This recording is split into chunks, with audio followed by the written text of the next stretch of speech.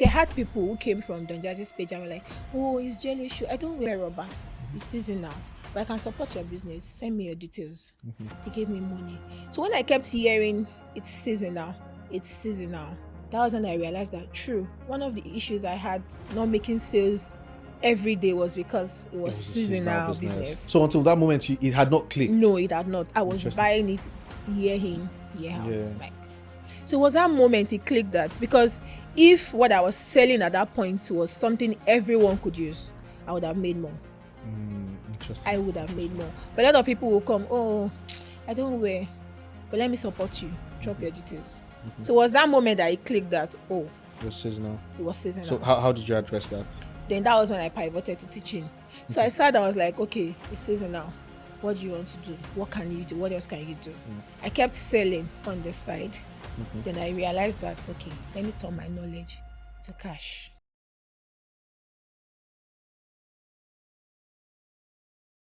Hi, I'm Hachi. Welcome to the Build Your Own Business podcast, brought to you by Oze, the number one growth partner for small businesses across Africa. On this podcast, we talk to real business owners about their pure, unfiltered stories, the struggles, the journey, and the strategies that help them succeed. Today on the podcast, I have with me Omobolanle Odeyinka Akinsoya, a procurement expert who helps businesses and people source goods from China. Hi, Omobolanle. How are you doing today? Hi, Hachi. I'm very well today. How are you too? I am fantastic. Quick question. Um, you've had a bad day, right? I'm going to paint a scenario. Say you've had a bad day, nothing is working, everything is upside down. Okay.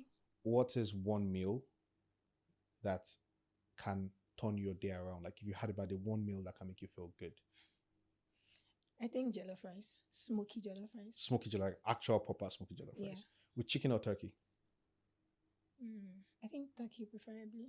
Turkey. She knows what's up. Turkey is the best. Yeah. Yeah, so it's not every day you run into someone who does procurement. What does being a procurement expert mean? Okay. Thank you. Basically, I would say in layman's language, procurement means buying something on behalf of another person. Okay, so if I hear you correctly, you help business and people buy stuff that they want to Yes. get from China. Yes, China, majorly. Just China or other countries? No, majorly China. Majorly China. Okay, that's interesting. It's also not a very common business because you're like the first person I've met who's into procurement. Okay. And I remember we met 2 years ago at a trade fair. Yes. Yeah, and interestingly enough, that's one of the things that made me like remember you because I was like, huh? Someone who can help you source goods from China. Yes. And I remember it was like a full range of things. So if say I wanted to start a business, for instance, I could come to you and then Yes. you just help me go get the goods. Yes, and personal things. You're building a house, you want to set up your house, you need to buy stuff, anything.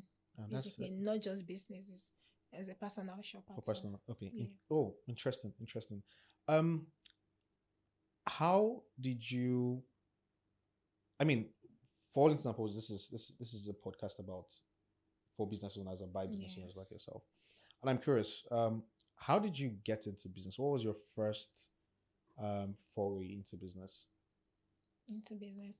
Actually, I started business as far back as my uni days. Okay. I would leave school, come to Lagos to buy items and take back to school. So I'd always known I wanted to be a business person, not a 9 to 5. Although I did 9 to 5 actually, but even when I was in my 9 to 5, I had my side also. I was selling to everybody in my office. I Interesting. had my side also, so I was like saving up. What were you selling? What were you selling in your office? I was selling. The first thing I sold were shoes, jelly shoes. Funny enough, when I was in school, those were the things I sold, but it was slippers. There was this bubble jelly slippers that was in vogue then. That was what I started selling. So after school, I went back to selling my jelly shoes. And when I had my 9 to 5, I was selling it. I was selling dresses, bags, and all that to my colleagues until I left 9 to 5. Okay. I didn't stay long in 9 to 5 because I always knew I was going to be a business person. Why? Why did you want to do business and not 9 to 5? I don't know. There's this liberty doing business gives you. Is You it? have the freedom of yes. It's not going to be an easy walk. It's not going to be a walk in the park. But when you eventually get the hang of it, it's more like you have your, how would I put it? You can define what you do with your time. You know, it might be rough in the beginning, but when you eventually, I just put to bed. I've Okay. not been working in 2 months. My Okay. child is just 2 months old. Oh, that's so But I make beautiful. money every day from home. So I think that's a life I want to live. Wow. 2 So I'll months not choose it. actively working but making Not money to, every day. yes. That's fascinating. I wish I could say that. If I don't work for 2 months, I'll go hungry. Oh, okay. No, I won't. Wow. Okay. All right. So tell me about we know why you didn't want to do a 9 to 5. It was because like you want control more of you want more control of your schedule. But what was the first business you did? You said it was jelly shoes? Yes, jelly shoes. Jelly shoes. And that was when you were in school. Yes. And When I then you was in just school. continued Continued, that. yes. Um when did you go from jelly shoes to procurement? To procurement. Okay. That was in 2021. Okay. I started with, I didn't even start with procurement. I started with teaching. I started because I sourced my jelly shoes from China. Oh, okay. I have a factory that produces from it there. Mhm. So I started with teaching other people how to buy from China. Oh, okay. Okay. So, but I stopped teaching now because I realized that so many people are lazy. Oh. You teach them, they still come back. Can you help me? So that's why I started like, Interesting. okay, I'm teaching you. You're still telling me, can I help you? I won't lie. Me, I'm not people that will say, oh, I slept. Jesus spoke to me that I should do this. No. I was teaching. Okay. And despite teaching, people would still come back and say, oh, I've been trying to, can you help me? So I just said, okay, can I help you? So why am I wasting my time teaching? Let me just Okay. help you. Okay. Okay. That was how I pivoted into procurement. Interesting. But I mean, I know a little about your story. Right? Before you went into procurement, you were already doing good numbers with your business, Yes. right? Which was the jelly shoes business. Yes. Tell me more about that business. How did it go from like when you started? Was it like you just started and the jelly shoes? You said they were in vogue when you started, right? Yes, it's still in vogue, but it's Still- more of a okay. seasonal business. During raining season, Okay. you get more sales. More sales. Interesting. That's interesting. Was it like from the first time you were selling it, just everything just went smoothly? No way. It did not go smoothly. I ran into depth. I had my own fair share of lessons. It didn't just How did you run into debt from selling jelly shoes? Oh, okay. Because I import, at least my very first import. When I started in school, I was not importing. Okay. I would go to Lagos Island Market Okay. to buy. But when I knew I wanted to continue the business, I could not keep selling that design. Or that one was not in vogue again then. So I really wanted something new. Then I started from China. Did you go to China? No, I didn't go. From the comfort of my home, I started searching online, Okay. That was how I found out how I could buy from China. But nobody taught me how to do my calculations. There was shipping fees and the rest, I just found a factory. I did negotiation. They produced. I just assumed that, okay, my goods was just going to land at my doorstep. I didn't have the knowledge of, shipping fee and the rest. Okay, the goods arrive and I get a bill. You have to pay. So that was where my first borrowing started because I had put up all my savings. How much was your debt? Do you remember? I started with $1,000 when I started Okay. my business. That's what I started with then. So I had to like borrow. And this was what year? That was in 2015. Okay, so exchange rate then would have been around I can't really 169, remember. 168. Like so like that, around yes. 168,000 back then. Okay. So that was how it just started. I just had to And then when you got your debt bill, how much was it? I can't remember. Okay. I can't remember. Was it more than you had invested? Yes, it was because I did not even know that I could actually do sea shipping instead of doing hair. Oh, okay. What was that? Was it like your air bill? Was it like the transport bill? Yes. Was it shipping bill? Yes, because I was not prepared for it. I did not have that money. I assumed I had made all the payments. My goods was just meant to land. And I just got carried. So how did that affect? You said you had to borrow money for I had to borrow money to clear the goods, and that was how I started. I was selling, I had to be returning back money, and that is not entirely LD for a new business. Yeah. Over time now, figure that out. Yeah. Okay. But was it how long did that continue for? Because it sounds like you borrowed money to pay back that debt. Yeah. And so I feel like you borrowed some more money to something continue like the that, business. to continue the business. I wanted to, at a point, I wanted to expand. That was one more mistake I made. I wanted to expand. So I took on investors. Okay. I had no idea About how to manage investors and all that. So funny enough, my investor was like, I would say an angel investor. I don't even know her. She's in the US, United States. She just reached out to me on Instagram. Oh, I love what you do. I love how you market your business. I've been thinking of what to do for a while. I don't know. Can I invest in your business? Then, I was the young blood and I just like, oh, yes, you can, seeing that money. I was so happy. And I just did that. She was like, oh, how much are you going to pay me back in 6 months? And I just give a figure. No calculation, no nothing. calculations. I just calculated, okay, if I sell this number of pairs, I was selling, I had added bags then Mm. and all that. So I was just like, no, if I sell this one, the money will be complete. And I just gave that figure. Were you able to pay back? I did, but it was, You sweat for it. I said for it. Yeah. I said for it. So that was where the challenges started, and paying back. Eventually, you now realize that money that you thought was a whole lot, paying as soon as you start paying back the debt is never enough. Yeah, It's because never once enough. you start paying interest, It's especially if the never interest is enough. very high, Exactly, it's on never enough. yeah, it eats into your profit, and then you have less Exactly. money to invest into the Exactly. business. Interesting. What year was this that you had the investment? I think 2016. 2016. My So this business was was still 1 year. very young. It was still very young. But I had the energy. I would show, despite my business being kind of seasonal, I would show up every day on Instagram. I would make videos. I would do, all sorts every day. But you knew it was seasonal. Yes, I do. No, not at that point. Not at the Okay. beginning. Then I didn't. Interesting. Not like I was not making sales daily, but during the rainy season, the sales was more. Yeah, and that's because of the material. Yes, because it's rubber. Because it's rubber. It's jelly, okay, yeah. interesting. Okay, so after the investment, you did return yes, the I money. did return them. We're still good friends to date. Oh, that's good. That's Very good. good I know investors that can't find who they invested We in. are still. I can show you our page. We're still very good friends. That's good. So, but after that, did sales keep going up? Yes, it kept going Okay. up. I was managing it until what was it called? COVID-19 happened again. Wow, COVID. And everybody Yeah. was at home and all that. Yeah. COVID was a terrible. How did COVID affect your business? It did affect my business. Nobody was going out. So nobody needed slippers. Nobody needed slippers. I had cartons of slippers in my room. Did you take debt on to buy those slippers? No, at that point, no. Okay, at that point you had your own yes, capital. I had my own capital. But it was still like slippers. No sales. Nobody was going out. I had and it's bags. not jollof rice, so you can't eat it. Thank you. So it was just there. So how did you solve that problem? Another angel. Okay. You seem to have a lot of angels. Yes, I do actually. Yeah, I do. that's good. I don't know. I'll thank my stars and God for that. Another angel, Okay. a huge celebrity, actually solved that problem for me. Okay. And that's the Don Jazzy story, isn't it? Yes, exactly. Okay, tell me the Don Jazzy story. What happened? Okay. Basically, I was broke. Okay. Had goods, no sales. COVID happened. Nobody was going out. Nobody was interested in getting shoes, slippers, bags. Nobody. Everybody was just about survivor. We were just hoping to make it. Yeah. And so after the whole COVID thing in 2020, after 2021, I was just at home that day. I was thinking, if you did not have goods, it was a different thing. Yeah. But I had something that I could turn into cash. But the world was just readjusting. It was not really a priority for everyone. Yeah. So, but it was then Don Jazzy was helping out small businesses. So I went into his DM one of those days. I was like, I was just hoping he would read my DMs. It was not like we have a pure relationship to that. No, I just hoped he would open the DM and read. So I just dropped him a message. I was like, good evening, Don Jazzy.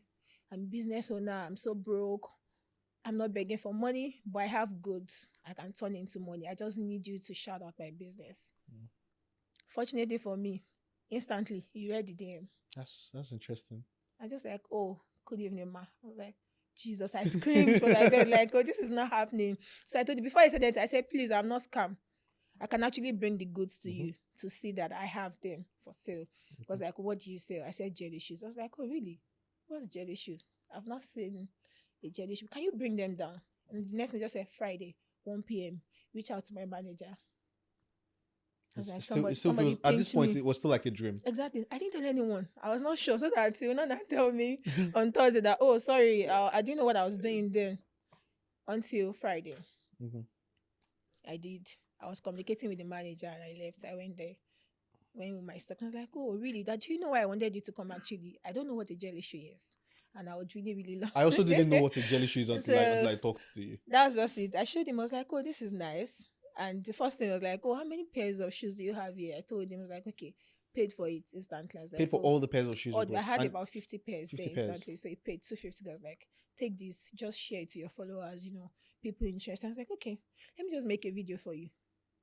And he took the shoes, he was talking and posted it on his page. And that was the turning point for my business. And you sold out?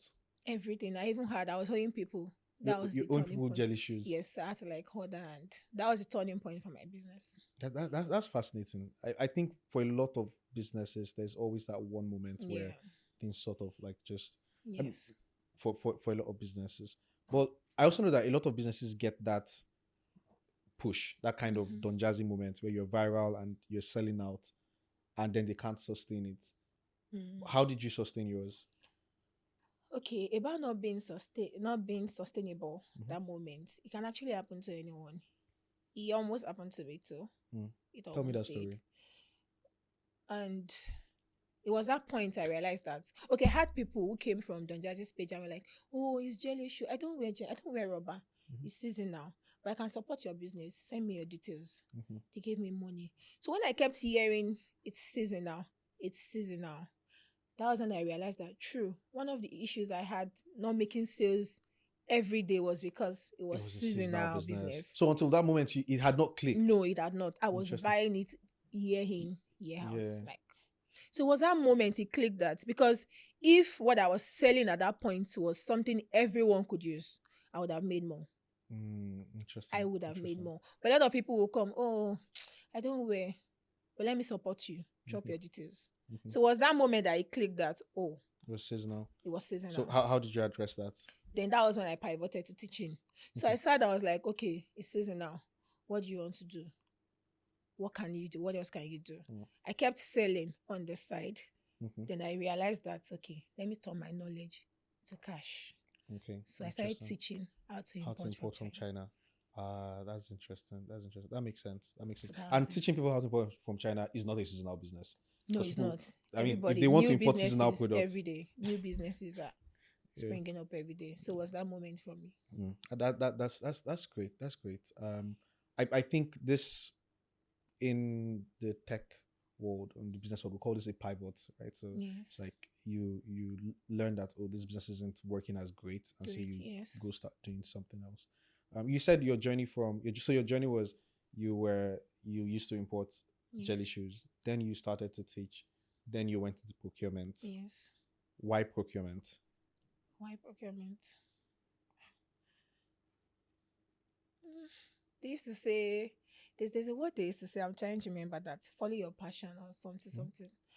As much as we want to follow our passion, you need the money. Passion will not put food on your table. I'm being honest. I just knew that was coming. I'm being honest there, so far I've done product businesses. I still do. I still have a product business. But so far, offering services have paid me more. So I stuck with it. Interesting. Stuck with it. And do you still teach? No, I don't anymore. Why?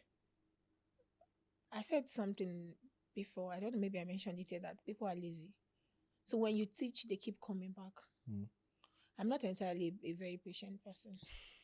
I have very good customer service. I have very good customer service. I'm not speaking for myself, but at least I do. There's something I do, an evaluation by the end of the year. Like we send out mails to customers and give us your review. And so far, I would rate my customer service a 90. The other 10 is for some customers that are sent after your life. Let's leave it that way. So exactly like that. So basically. Okay, and it was a thing where, if I remember, I don't know if it was this conversation or that conversation we're having, where you said people would come and to the class and they take the class and then they still come back and meet you and say, exactly, that's the way I said lazy. Not lazy per se. I was saying it's a lot of work. When people send you about 100 links, oh, this is what I want. So if you're not very patient and intentional, you can get tired. Like you're picking this link, 2 pieces, going to the next link, picking, you'll be like, sometimes even me, I'll be like, oh Jesus. So it's not everybody that have that time and patience to just do it. So some people will just come back and meet you that, oh, sorry, hey, I'm having a busy day. Can you just help me buy it? Random question. Okay. At the time when you started teaching people how to buy from China, had you been to China? No, I've still not been to China. You've still not been to China? I've not been and to you China. teach people how to buy from Yes, China? I teach. And you buy from China for Yes, people? I do. How? How did you come to that place where you knew how to buy from China? Okay, because I don't know, there's something flying around now where people are telling people, oh, we even have people go get loan to go to China now. The truth is, going to China would enhance your business. You can do like a 500% change or increase if you go to China. And it's still the same if you're in Nigeria. I have businesses I procure for. I make payment for that average millions, millions yearly, and they've not been to China. Because China has a whole lot of websites. They have a whole lot of platforms you can buy from. One of my customers traveled to China last year. I was still making a payment from Nigeria here. You know, she told me something. She said that something is amazing her that they are in China, and she realized that even Chinese order from their website. She said when you walk into a store and you see this very beautiful deco, oh, I like it. Where did you get it? Tell you, oh, Alibaba. And you'd be like, so me, I came from Nigeria here, and the people in this country, they are still ordering from their own websites. So I'm not saying that going to China is wrong. It is, it's good. But you can still make your money here without. I've not been to China. I was meant to go last year, but something came up. The company I was meant to work with disappointed me, which was a blessing in disguise. When I eventually met her, she told me it was even better that way, you know. But sincerely, you can still make money. From the comfort of your house, you Definitely, started a you earn business. millions. Yeah, and you're helping people. Right now, you're helping people. It's not just payments, right? It's okay, someone comes to you and they want to start a business. You help them like get their products, connect them with the factories. factory. The What's the like rundown of all the services that you can help them? Okay. Maybe somebody comes to me and say, oh, I want to start a business. What we do first of all is a one-on-one session. We brainstorm. What do you want to do? What are you looking at? What do you want to achieve? What are the figures you are trying to, grow your business into? We talk about it, then we decide the product. So my own duty is to look for the factory, the supplier, who can give them the quality of the product they want. We brand it. If you're not branding, you want to sell as it is. I do that. I do the procurement as I source the items, I buy them, I make the payments, then I ship them down to Nigeria to their doorstep. That's fantastic. End-to-end service. End-to-end service. That's fantastic. And you've done this for how long now? Procurement? Since 2021. Since 2021. So that's about 4 years now. Yes. Interesting. What are some challenges you've had doing that? Because this is it's different from like a product business. So yes. Some challenges you've had with. Okay. Or rather, let me frame it this way. What has your biggest challenge been? Okay. My biggest challenge has always been in the past was payment. Because paying with USD, and sometimes there's time government to say nobody should do forex, nobody should do that. That's like one of the major challenge. But now I've been able to simplify that, which I'm doing for others. That's paying with the Chinese yuan. That's like another big wing of my business, payments. So I've been able to simplify that. And my second, I would not say is a challenge too, but my biggest fear every time I'm doing procurement is what I ordered versus what I got. That's the biggest. That's true. How do you manage that? You've never been to China, so how do you manage quality? So basically what I do is that I go through the product description very well. It's very important. You need to be, I see pictures and videos of people online saying, oh, I don't buy things from China. You didn't know. You take your time to read these things. If you are not sure about the size you're saying, take it to Google or something. Like 12 mm times, this is what. So that's where the issues come in. So that's like one of my biggest fears, as much as I still do. And one other thing I do is I look out for verified suppliers on these platforms. Okay.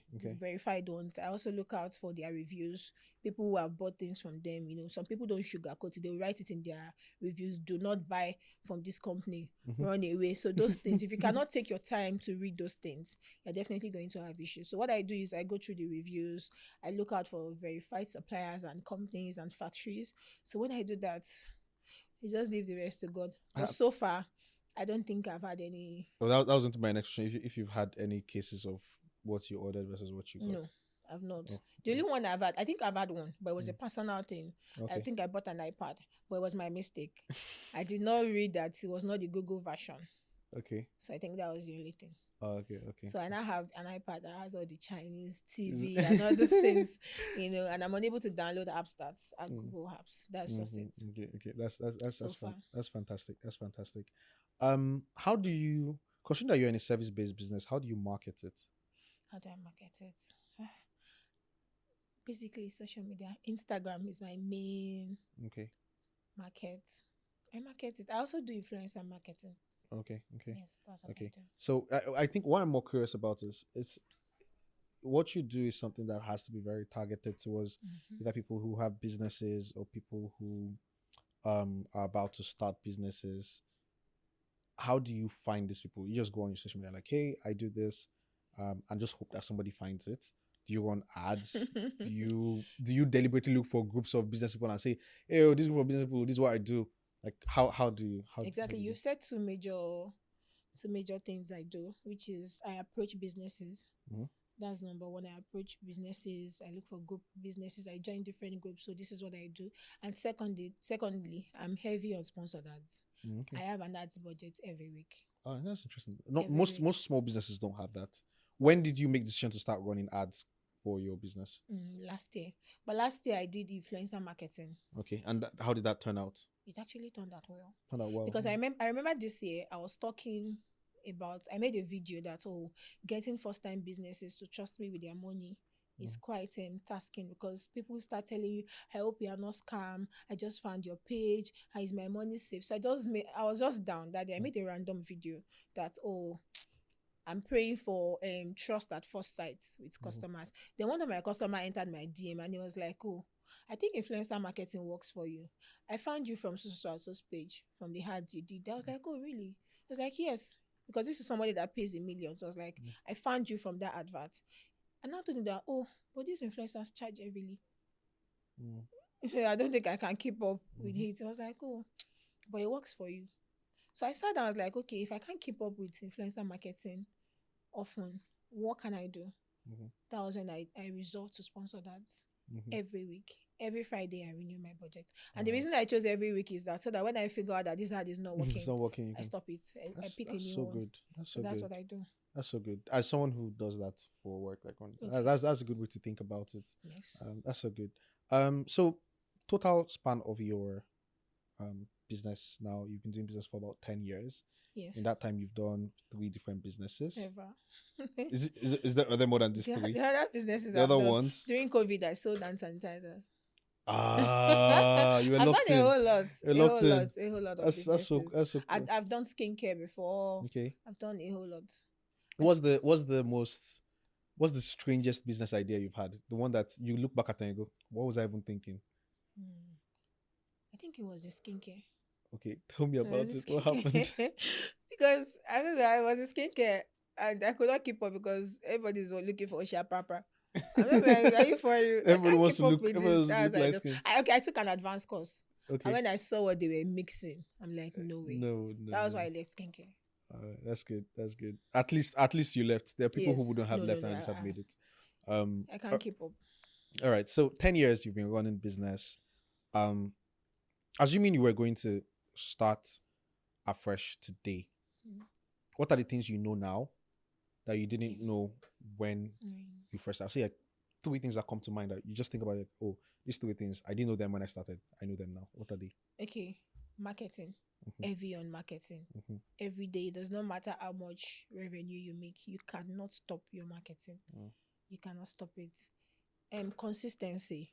Mhm. You can't be jumping from one. Like I said, I've done several businesses. I feel that if I had majored on one, Mhm. put all my strengths, learn all the mistakes, I think I would have gone farther than where I am now. Mhm. Thankful for where I am, but I just felt that instead of doing about 10 and learning from I would have just picked one, Yeah. keep Yeah. at it, and that's consistency. I would have just stayed on it. And the third one would be, okay, I already spoke on marketing.